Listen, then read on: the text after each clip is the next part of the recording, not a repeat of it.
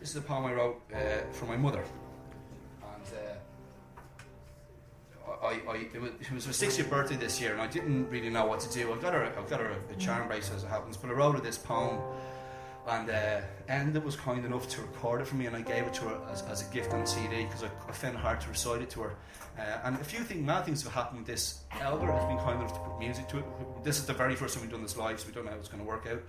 And somebody painted a picture for it, which was mad, and was put in a magazine, so I gave that to her as well recently, which is beautiful. And it's been included on an American university syllabus. So it's incredible what's happened to this thing for my mother, and I'm delighted. And it's called The Gardener, and yeah, we're just going to wing it here.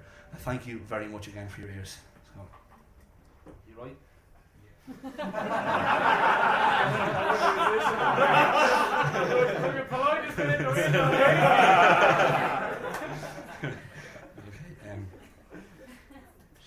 She turned to me and said, "Do you think I'm happy?" And I heard a question I didn't want to hear. I knew the answer. I've listened to the cry, but to face it made me uneasy. But I felt the bravery. I felt the realness in the moment. So I answered. You see, she's a gardener who has great plans, but works with what she's got. She loves creation, sees beauty and wants to share with you, understands the cruelty of nature, but yet it fills her with wonder. Have you tried a rhubarb, fresh from Granny's garden? You should.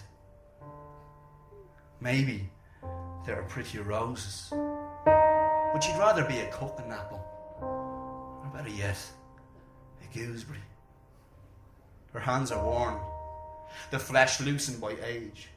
She held my hand in church today for the first time in too long. Her eyes are still young, still life to be lived. This Joe Bangles is not condemned when there is breath left. Still seeking that happiness. God love her. People before a prophet, she says. A modern day Guevara or Connolly, as a nation lets her down, working 34 years in a job, draining away her very essence for what? To feed me. Educate me. Clothe me. But not stopping there. I remember she took me to Mrs. Prendergast near Butlins when we couldn't afford to go to Butlins. Caravanning and round with the takeaway Chinese, the Isle of Man, the theatre, Tuesday swimming with the chicken snack box afterwards, cinema in Coolock on Saturday for the kids special where I got most of the popcorn, jazz after church every Sunday as we did today, 28 years on. Taught me to notice the sunset. Her bondage, a sick child in a broken marriage, all this, and I don't know how to speak to her. I always want to hug her, and I don't know how. So a veil kiss laced with courtesy will do. She's been learning how to stop living inside her own head. Gets up, goes out, half the battle. No panic attacks for a while. Still manic but calmer now. Still pretending. Still xenophobic. Homophobic. Not meaning to be. Lost marbles down gutters like dreams. The anger is fresher though. Built up over years of false dawns and mistrust. Reduced expectations, frustrations, once contentment, now quiet. Yes. Quiet.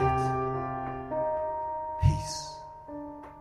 Or perhaps bird song in her garden, where she will grow. Rhubarb, strawberries, apples, pears, spuds, raspberries and gooseberries. Watch them bloom again and return to the soil. But not before she has lived a life deserving. My mother told me today she pretends to be happy. What do you say to that? Let's watch her flower now, I say, and bring her some water.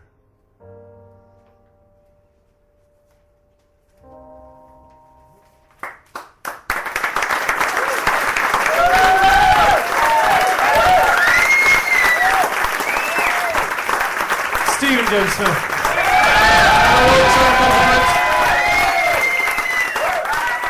Stephen's the real deal.